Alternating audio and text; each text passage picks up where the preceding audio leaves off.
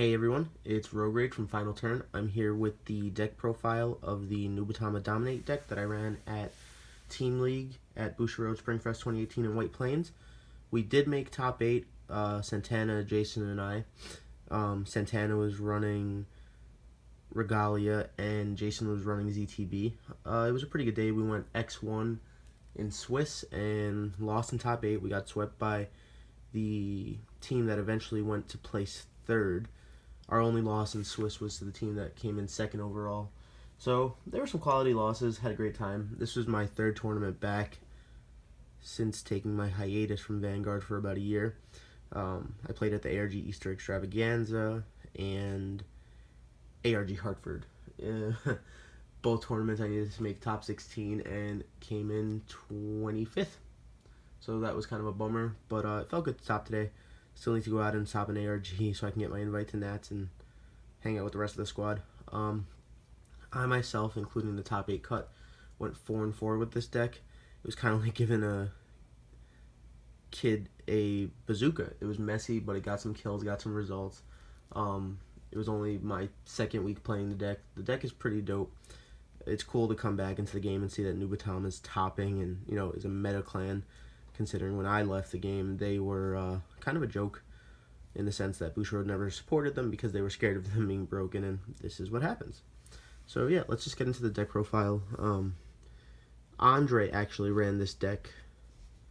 He's a member of the channel, new member of the channel, and he ran the second ARG Easter Extravaganza, made top 8. There was just a few changes that I'll go over while we go over the rest of the deck. So yeah, this is my starter. I run Stealth Dragon Burai, I'm sorry. Just a heads up, with this Nubatama deck, I know what all my cards do, it's just a matter of their names. They're just way too long, so I just usually refer to them as starter, dragon guy, stuff like that. But he's a forerunner, and when a unit with Dominate rides over on Vanguard Circle, you can put him in Soul and draw a card, and then you choose a card from your opponent's drop zone and call it to rear guard. At the end of the turn, you retire it. Just really solid starter. Not much to say about that. Let's go over our trigger lineup. I will run 3 hard-working stealth rogue Torasada. She's a crit trigger. You put her in soul and you countercharge 1. Not much to say about that. Here is I run 4 Stealth Dragon Noroi. He is the crit trigger that you put into Soul, pump your Shiranui Vanguard, and give him 5k and draw a card. This actually bit me in the ass one game in the mirror match. I only run 2 stands, and I was swinging for what I was hoping to be game. Added him to Soul to draw that card so I can get that +4 advantage. And ended up drawing the stand trigger that would have won me the game in the mirror match, so that was kind of a bummer.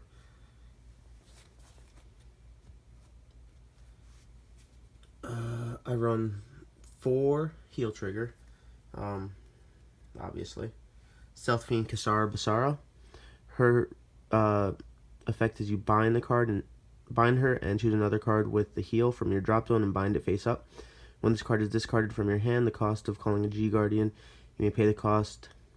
If you do, countercharge 1 or soul charge 1. I haven't really used the effect, honestly. Not gonna lie. Just never really came in handy for me. Here are the 2 stand triggers that I run. That's Stealth Dragon Oni Bidoshi.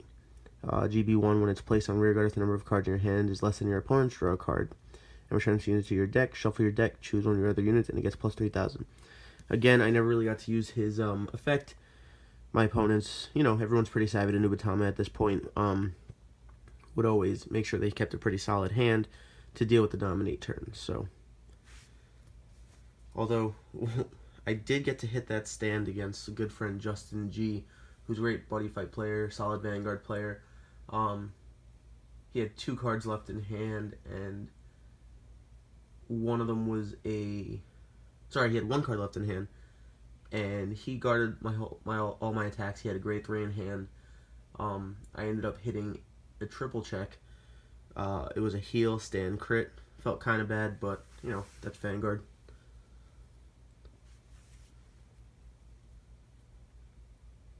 And then I run 3 draw triggers.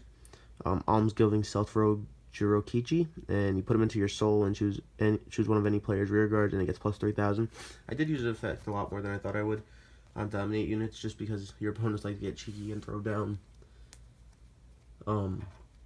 triggers that can't hit if you're not at GB3 on your first stride. On grade 1s, I run 4 Stealth Rogue Veils Kurenai. She is the unflip PG. I know a lot of people like to run the binding PG, but I just like her because there was times where I needed to Sabreeze or, you know, got kind of counterblast happy, even though the deck doesn't really counterblast too much where it's not unmanageable. But it was nice to have that unflip, especially when playing against Altmaya, where I kept my damage low and was working with only 2 damage and was still able to win because of Kurenai. Then I run 4 Stealth Beast Karirigitsuni. That's just the stride fodder. That's nothing more to say about that.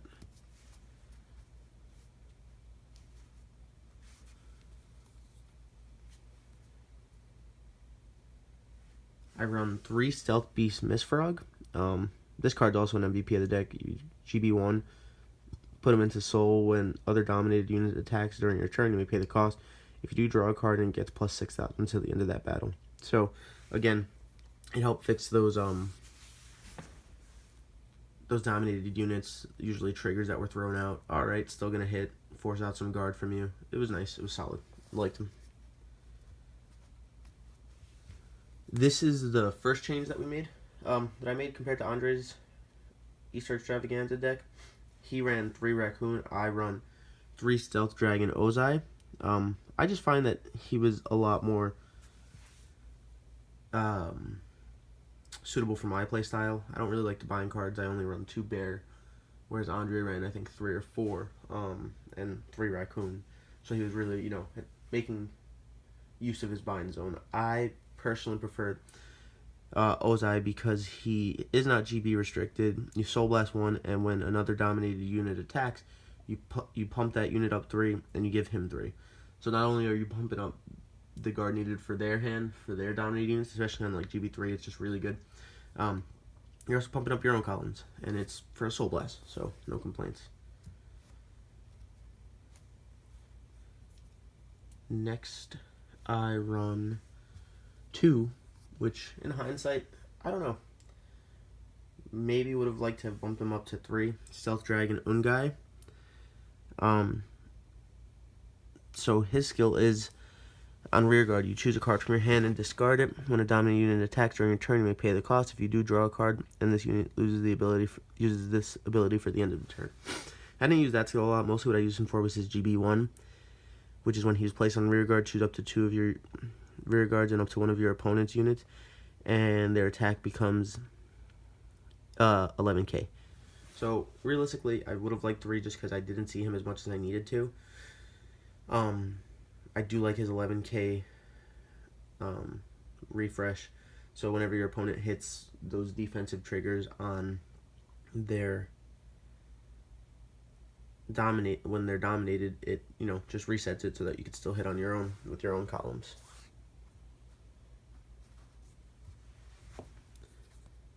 I run 2 Stealth Beast Tamahagane Metsu. That's the bear. So when you place them on rear guard, you could bind a card, up to 1 card, from the top of your deck face down, and at GB1, when a dominated unit attacks, you counterblast 1, give him 10k, so he becomes a 19k beater, and you get that card that you binded, or choose a card from your bind zone. So if you are running the Raccoon, you have options. But I do like him because you get that +1 in card advantage, and you get a 19k beater. No complaints. Now, this is where I might have dropped down to 3, or sorry, I would keep him at 4, this guy at 4. I run 4 Stealth Rogue Liquidation Sadatsugu. He's a 11k attacker. If you've got a Shiranui Vanguard, And at GB1, you can counterblast one when a dominated unit attacks. You retire that unit after the attack and draw a card. Solid card advantage, no complaints. Sort of why the stand trigger just fizzled. Never really had less cards in my hand than my opponent. I would keep him at 4, but move this guy over to 3, which is the 10k beater. And I would have liked to replace one of him with an Un guy. So that's Stealth Dragon Shibari Kasari. Sorry. I run 4 of him, like I said, bump it down to 3, maybe Un guy to 4. No complaints about him. He actually put in a lot of work with rushing my opponents, creating walls. It was solid, no complaints. Onto my grade 3s. This is definitely the lesser of the grade 3s in terms of you don't really want to be sitting on him as much as you would like Zanki. This is Demon Stealth Dragon Shiranui Yaburo. At the beginning of your ride phase, you may choose a card from your opponent's drop zone. If you do, your opponent calls that card to a rear guard, and at the end of that turn, retire that unit. He was only really good, to get that dominate off, because then when your G unit strides, shoot up to one of your opponent's rear guards, stand it and dominate it, and he gets plus 4,000. I don't really have any complaints about Aboros, but I don't really have any praises for him either. He was an okay secondary Vanguard to have out in grade 3 during the tournament. I did see him a lot more than I liked, unfortunately, but, that's card games.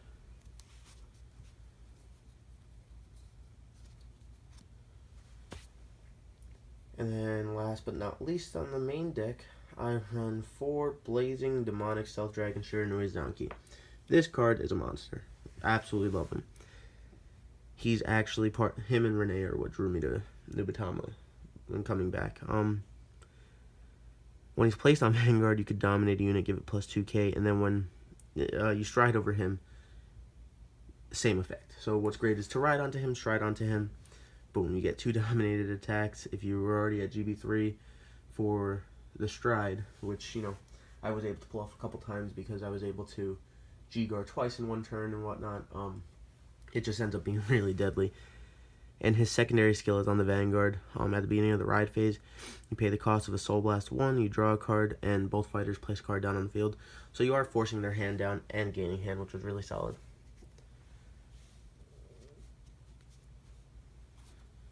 Onto my G-Zone, I run 1 Sabriz, because Sabriz actually helped out. I run 1 Evil Eyes Hades Shiranui Makuro. I didn't actually use him. I've only used his effect, I want to say, once during the locals. Once per turn at GB2, you Soul Blast 2 and choose a face-down card from your G-Zone. Turn it face up. Usually, aim for that Sabriz if you haven't used it. Choose a card from your hand to discard it. You stand and dominate all of your opponent's vanguards and attack. For that battle, the Vanguard battles all of your opponent's rear guards. So, generally speaking, my opponents like to not keep a board out.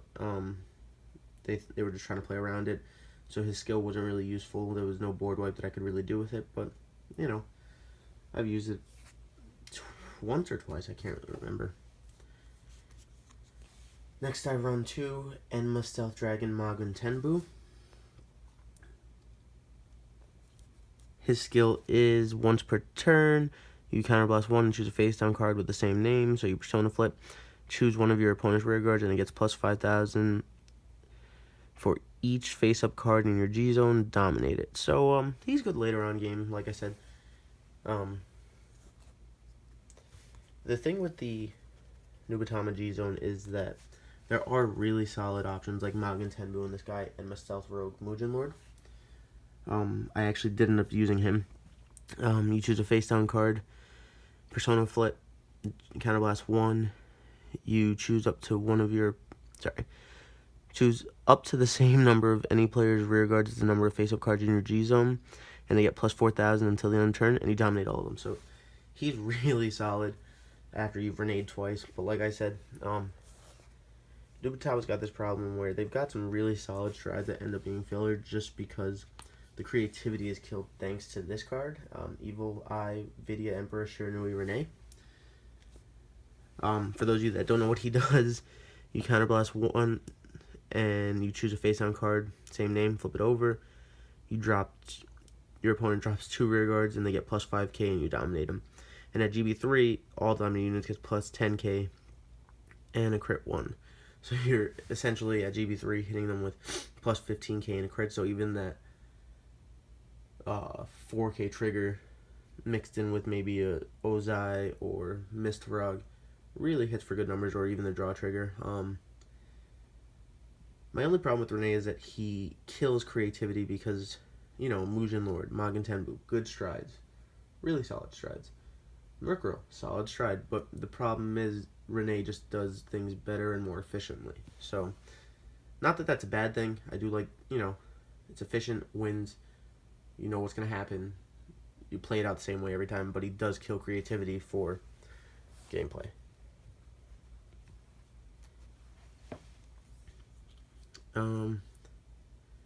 Just 3 G guards. Not much to say about those. They're just generic. You know, if your opponent has so and so cards in hand, it gets this much. I did like Jinx Stealth Fiend's Zashikihime, just because, you know, she does become a 40k shield if your opponent, 35k shield if your opponent doesn't drop a card. In late game, they usually don't want to drop that card, which is solid. This G-Guard actually came in handy a lot. I run 2 of him, Rakudo Stealth Dragon, Gehurakan. What he does is you counterblast 1 and Soul Blast 1 when he's placed on the G-Guard. And you rip a grade 1 from their back row, and you put it on your G-Guard and you get its shield. So that was always solid. Really liked him, used him a bunch. And last but not least, I run 1 Xerath Dragon and Inferno Drachma. I've only used Drachma for game twice. Both of them were at ARG Hartford the week before Team League. Didn't use him once in Team League, but it was nice to have the option. It was really all he ended up being was an option. But other than that, I had a great time. It was cool to get back into the game competitively and, you know, do well. See all the friends that I've made over the past 4 years playing. Made me realize that taking a year off was needed just because of school and football and work. Now that I graduated college, I'm all set, and I could devote more time to this hobby. But yeah, expect some more content from us guys. Like I said, did take that year off just because of responsibilities. I will be part of another channel with the Bridgeport guys, Team Ugh. Once we have that channel up and running, I'll put some plugs in on this channel. The final turn is going to end up being more for a personal channel and just, you know, the content that I choose to put up. Andre hopes to be on it a lot, and whatever I decide to put up with the guys from Team Ugh. Yeah, this will be, I don't know, I don't want to say it's going to be more of a casual channel because that's not the truth. I'm hoping it'll still be a competitive channel, but I'll definitely be plugging Team Ugh a lot more. So yeah, thanks for watching, guys. If you enjoyed the comment, like, comment, and subscribe. Thanks. Bye.